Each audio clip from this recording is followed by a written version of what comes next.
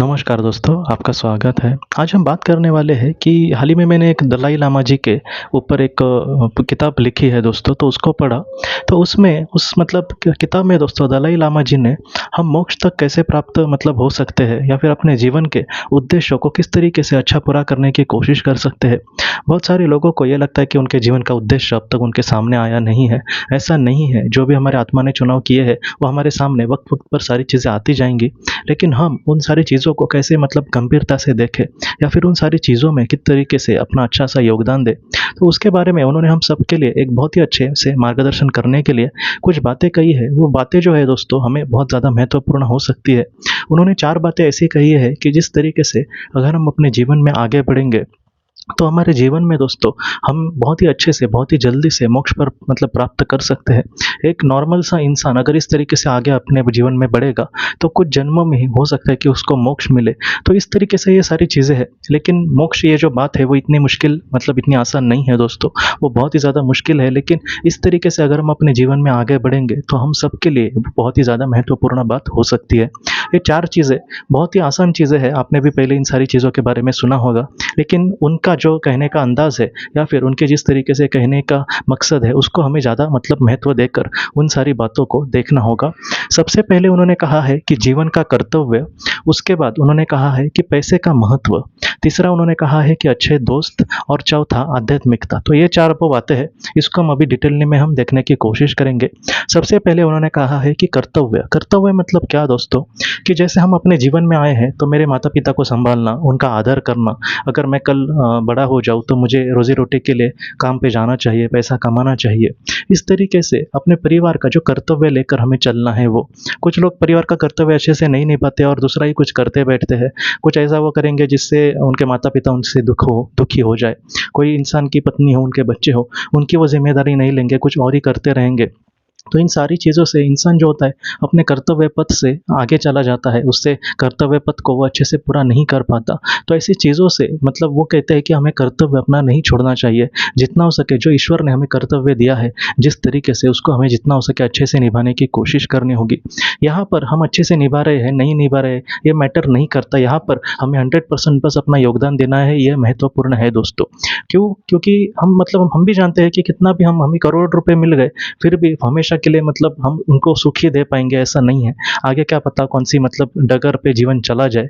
लेकिन हमें मतलब अच्छे से अपना कर्तव्य करने की कोशिश करनी ही होगी। तो इस तरीके से उन्होंने हमसे कहा है। दूसरा उन्होंने कहा है पैसे का महत्व। पैसा हम मेरे लिए कुछ भी मायने नहीं रखता, पैसा नहीं हुआ तो भी चलता है। इस तरीके से लोग मतलब बोलते हैं, लेकिन फिर भी उन्होंने इसी तरीके से कहा है कि पैसा जीवन जीने के लिए हम सबके लिए बहुत ही ज़्यादा महत्वपूर्ण है। जिससे हमारी रोज़ी-रोटी मतलब हम कमा सकें, जिससे थोड़ा-सा कोई मतलब बीमार पड़ा तो उसके इलाज के लिए हमें पैसों की ज़रूरत लगती है। तो इन सारी चीज़ों के लिए पैसा जहाँ पर जितना महत्व है उसका है ही, और उसको हमें कमाने की कोशिश करनी ही होगी ताकि हमारे जो अपने लोग हैं उनकी ज़िंदगी या फिर हमारी ज़िंदगी हम शांति से अच्छे से जी पाएँ। तो पैसे को हमें इग्नोर नहीं करना, लेकिन उसके ही पीछे भागते रहना।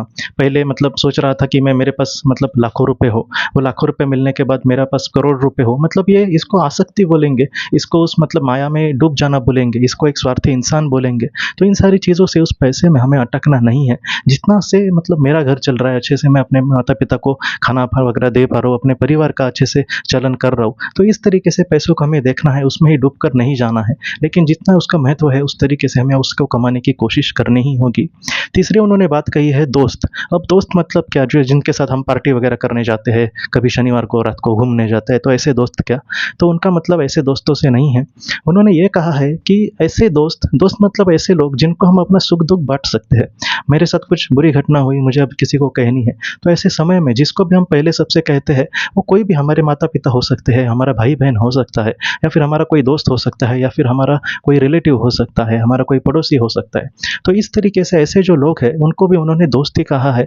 वो ये कहते हैं कि जिनके जीवन में ऐसे अगर लोग नहीं होंगे, उसका जो जीवन है थोड़ा-सा मतलब उन्होंने कहा है कि उसमें इतना मज़ा नहीं होगा, या फिर ऐसे इंसान को थोड़ा-सा दुःख ज़्यादा मिल सकता है।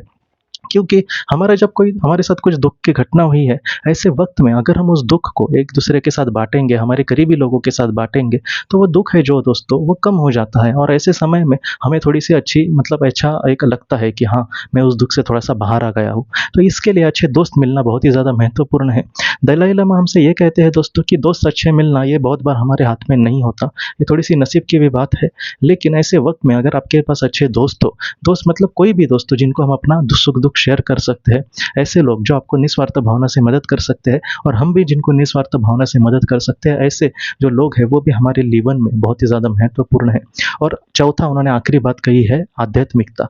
आध्यात्मिकता मतलब किसी एक ईश्वर को मानना। आध्यात्मिकता मतलब मैं अगर किसी को कुछ खुशियाँ देने की कोशिश कर रहा हूँ, तो ऐसे वक़्त में मैं बस उस इंसान को खुशियाँ नहीं दे रहा हूँ, बल्कि मैं ईश्वर को खुश देखना चाहता हूँ या फिर ईश्वर को मैं खुशियाँ दे रहा हूँ। इस तरीके से मतलब मुझे अगर 4 आशीर्वाद मिले तो ईश्वर मुझसे खुश होंगे। अगर मैंने कुछ अच्छा कार्य किया और लोगों के मुझे आशीर्वाद मिल रहे हैं, उनकी ब्लेसिंग मिल रही है, तो ऐसे समय में वो मतलब जो सारी चीज़ें हैं मेरे हाथों से ईश्वर करवा रहे हैं क्योंकि मैं उनका संतान हूँ। तो इस तरीके से उन्होंने कहा है कि अपने जीवन में अगर हम आगे बढ़ेंगे, तो ऐसा जो जीवन है उसमें मुझे क्या चाहिए, मुझे किसी चीज़ की अभिलाषा है क्या? इन सारी चीज़ों से ऊपर हमें जाने की कोशिश करनी होगी और इन सारी चीज़ों में हमें परफेक्ट नहीं बनना दोस्तों, हम परफेक्ट इतने बड़े इंसान नहीं हैं, मैं अच्छे से अपना घर हमेशा ही चलाता रहूँगा, ऐसा नहीं है। लेकिन हम 100% कोशिश तो कर सकते हैं। तो इस तरीके से दलाई लामा जी की ये जो सारी बातें हैं, हम सबके लिए बहुत ही ज़्यादा महत्वपूर्ण है। ये महत्वपूर्ण है कि हम अपने जीवन में इसको किस तरीके से इसका अंगीकार करेंगे और इस तरीके से हम अगर अपने जीवन में मतलब आगे बढ़ेंगे, तो ऐसा जो इंसान है, उसके जीवन को सच में कुछ अर्थ होगा। ऐसा जो जीवन है, वो इस दुनियादारी से कहीं न कहीं भटकेगा नहीं। ऐसा जो इंसान है, उसके जीवन का जो लक्ष्य है, उसके जीवन का जो उद्देश्य है, वो बहुत ही अच्छे से पूरा हो सकता है दोस्तों। तो दोस्तों हम अपने अगले वीडियो में मिलते हैं। आप अपना, अपने परिवार का ख़्याल रखना। आपका बहुत-बहुत धन्यवाद।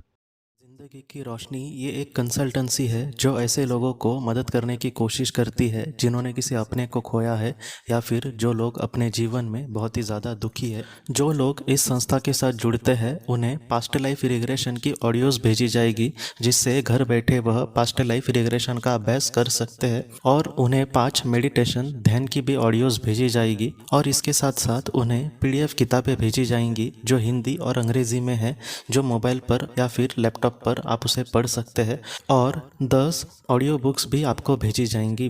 तो दोस्तों अगर आप इस संस्था के साथ जुड़ना चाहते हैं तो कृपया इस नंबर पे व्हाट्सएप मैसेज करें। आपका बहुत बहुत धन्यवाद।